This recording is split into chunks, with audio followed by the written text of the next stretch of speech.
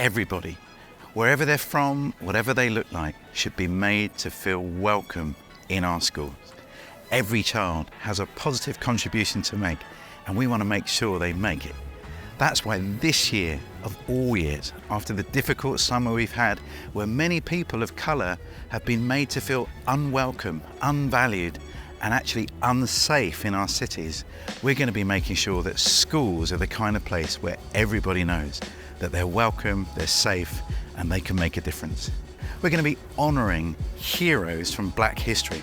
That's why I'm here at the FCDO, the Foreign and Commonwealth Development Office, because on the wall, in pride of place, in the centre of London, at the heart of our government, is a plaque to celebrate the contribution of Ignatius Sancho.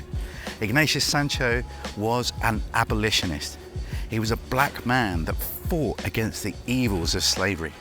He used his skills as an author to change the story of how this nation would think about slavery.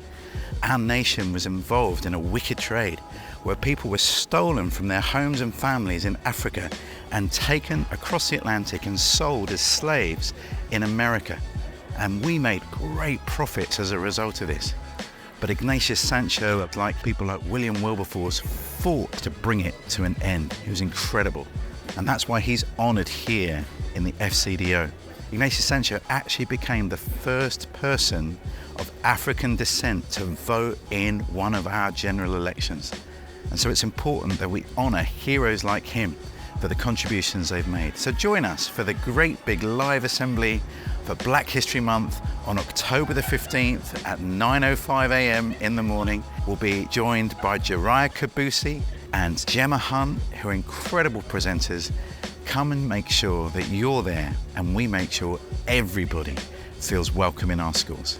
Thank you.